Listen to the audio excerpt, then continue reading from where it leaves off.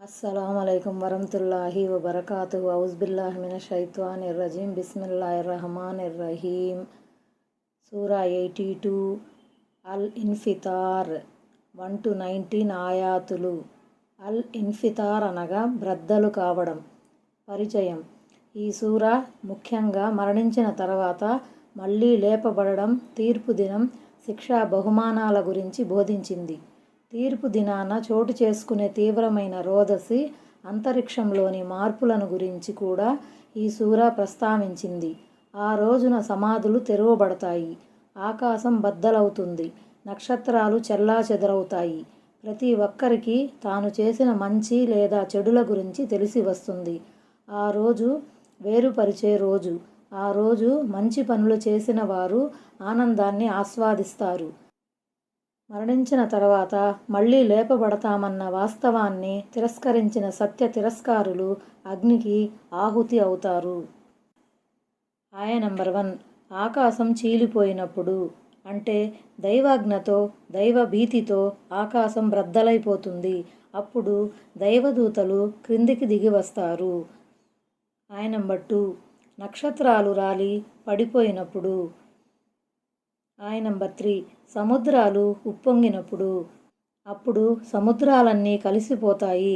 అప్పుడు అల్లాహ్ పంపే పశ్చిమ గాలి వల్ల సముద్రంలో అగ్ని ప్రజ్వరిల్లుతుంది, ఉవ్వెత్తున మంటలు లేస్తాయి. ఆయ నంబర్ 4.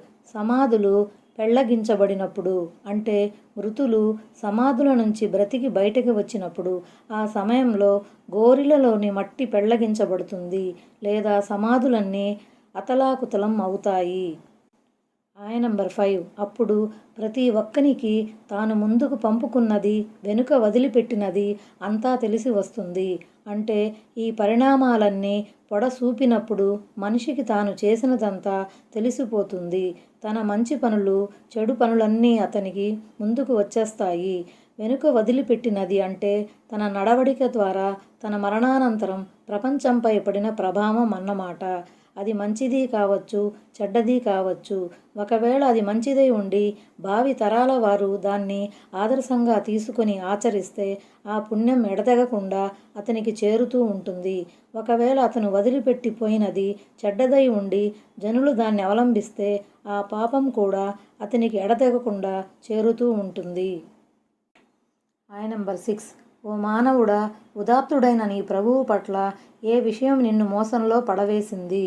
నువ్వెందుకు ఆ కృపాకరుణ్ణి ధిక్కరిస్తున్నావు? అసలు ఏ విషయం నిన్ను ఆయన గురించి ఏమార్చింది? చూడబోతే నీకు ఉనికిని ప్రసాదించి, నీకు తెలివితేటలనిచ్చి, మంచి మార్గాన్ని చూపే ఏర్పాటు చేసి, నీకు మహోపకారం చేసినవాడు ఆయనే కదా. ఆయ నంబర్ 7. యథార్థానికి ఆయనే నిన్ను పుట్టించాడు, నిన్ను చక్కగా తీర్చిదిద్దాడు, ఆ పైన నిన్ను తగు రీతిలో పొందికగా మలిచాడు. మరి నిన్ను పుట్టించింది కూడా దేంతో? అత్యంత అల్పమైన రేతస్సుతో. అంతకుముందు నీకంటూ ఒక ఉనికి ఉండేదే కాదు. నిన్ను ఒక సంపూర్ణ మనిషిగా నఖశిఖ పర్యంతం తీర్చిదిద్దాడు. నీకు కనే, వినే, గ్రహించే శక్తులను ప్రసాదించాడు. తగు రీతిలో మలచటం అంటే అర్థం శరీర అవయవాల నిష్పత్తిలో ఎలాంటి లోపం లేకుండా చేశాడు. కళ్ళుండవలసిన చోట కళ్ళను, కాళ్ళుండవలసిన చోట కాళ్లను ఉంచాడు. 2 చేతులను, 2 చెవులను, 2 పెదవులను, ముక్కును, నాలుకను సమపాళ్లలో రూపొందించాడు. ఆలోచించే, అర్థం చేసుకునే మనోమస్తిష్కాలను వసగాడు. వీటన్నింటినీ అనుగ్రహించి సభ్య సమాజంలో నిన్ను ఎంతో అందమైన జీవిగా నిలబెట్టాడు. నీ ఆకృతి గురించి చెబుతూ మేము మానవుణ్ణి అత్యుత్తమమైన ఆకృతిలో సృజించాము అని అన్నాడు. సూరతీన్. ఆయ నంబర్ 8. తాను కోరిన ఆకారంలో నిన్ను కూర్చాడు. దీనికి ఒక అర్థం ఇది: దేవుడు గర్భస్థ శిశువుకు తాను కోరిన వారి పోలికల్ని, అంటే తల్లి పోలికల్ని గాని, తండ్రి పోలికల్ని గాని, మేనమామ పోలికల్ని గాని ప్రసాదిస్తాడు. మరొక అర్థం ప్రకారం దేవుడు తాను కోరిన ఆకారం ఇవ్వగలడు.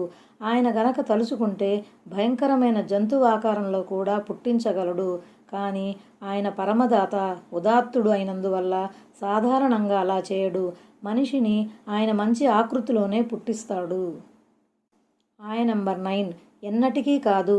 మీరైతే శిక్షా బహుమానాల దినాన్ని ధిక్కరిస్తున్నారు.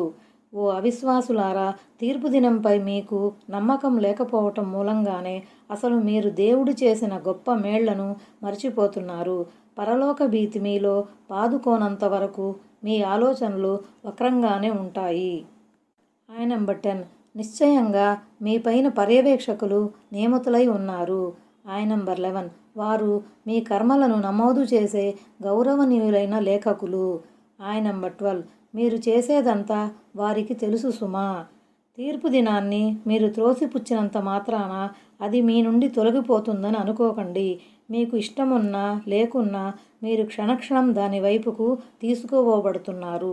మరోవైపు మీ కర్మలు గ్రంథస్థం అవుతున్నాయి. దైవదూతలు మీపై కావలి వాళ్లుగా నియమితులై ఉన్నారు. మీ నోట వెలువడే ఒక్కో మాట, మీ చేత జరిగే ఒక్కో చేష్ట రికార్డ్ అవుతుంది. కాబట్టి మీరు ఒక మాటను పలికే ముందు అది సరైనదో కాదో ఆలోచించుకోండి. ఒక పని చేసే ముందు అది మంచి పనో చెడ్డ పనో తేల్చుకోండి. 2 లేఖకులు అతనికి కుడి ప్రక్కన ఎడమ ప్రక్కన కూర్చొని ప్రతి విషయాన్ని నమోదు చేస్తున్నారు. అతని నోటి నుండి వెడలే ప్రతి మాటను వ్రాయటానికి అనుక్షణం ఒక పరిశీలకుడు సిద్ధంగా ఉంటాడు. ఒక దైవదూత మంచి పనులను రికార్డు చేస్తే మరొక దూత చెడు పనులను నమోదు చేస్తాడన్నమాట. ఈ డ్యూటీని రాత్రిపూట 2 దూతలు, పగటిపూట 2 దూతలు నిర్వహిస్తారని హదీసుల్లో వివరించబడింది. ఆయన నెంబర్ 13, నిశ్చయంగా పుణ్యాత్ములు స్వర్గ సుఖాలలో ఉంటారు. ఆయన నెంబర్ 14, మరి నిశ్చయంగా పాపాత్ములు నరకాగ్నిలో ఉంటారు. మరో చోట చెప్పబడినట్లు ఒక వర్గం వారు స్వర్గానికి పోతే మరో వర్గం వారు నరకానికి పోతారు. ఆయన నెంబర్ 15, ప్రతిఫల దినాన వారందులోకి ప్రవేశిస్తారు. వారు ఏ శిక్షా బహుమానాల దినాన్ని ధిక్కరించేవారో సరిగ్గా ఆ దినానే తమ దుష్కర్మలకు ప్రతిగా నరకానికి ఆహుతి అవుతారు. ఆయన నెంబర్ 16, వారు దాని నుండి ఎన్నటికీ అదృశ్యం కాలేరు. అంటే వారు దాని నుండి బయటపడటం కానీ వేరు కావటం కానీ జరగదు. కలకాలం అందులోనే పడి ఉంటారు. ఆయన నెంబర్ 17, ఆ ప్రతిఫల దినం ఎటువంటిదో నీకేం తెలుసు. ఆయన నెంబర్ 18, మరి ఆ ప్రతిఫల దినం ఎటువంటిదో దాని గురించి నీకేం తెలుసు. ఆ దినానికి గల ప్రాముఖ్యాన్ని, దాని ఔన్నత్యాన్ని, ఆగ్రహ స్థితిని స్పష్టం చేయడానికి ఇక్కడ మళ్ళీ ప్రశ్నించడం జరిగింది. ఆయన నెంబర్ 19, ఆ రోజు ఏ జీవి మరో జీవి కోసం ఏమీ చెయ్యజాలదు. ఆ రోజు సమస్త వ్యవహారాలు, అధికారాలన్నీ అల్లాహ్ వద్దనే ఉంటాయి. దేవుడు మనిషిని పరీక్షించే నిమిత్తం ఈ ప్రాపంచిక జీవితంలో తాత్కాలికంగా మనిషికి కొన్ని అధికారాలను దత్తం చేశాడు. కానీ ప్రళయ దినాన మనిషికి ఏ నిర్ణయాధికారము ఉండదు. సర్వాధికారాలు అల్లాహ్ ఆధీనమై ఉంటాయి.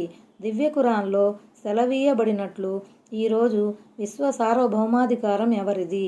అది ఒకే దేవుడు, సర్వాధికారం గల అల్లాహ్దే కదా అని అనబడుతుంది. అందుకే అంతిమ దైవ ప్రవక్త సల్లల్లాహు సల్లం తన ముద్దుల కూతురు ఫాతిమాను, తన మేనత్త సఫియా రజియల్లాహు అన్హాను ఉద్దేశించి ఇలా అన్నారు: నేను మీకోసం దైవ సన్నిధిలో ఏ అధికారము కలిగి ఉండను సుమా.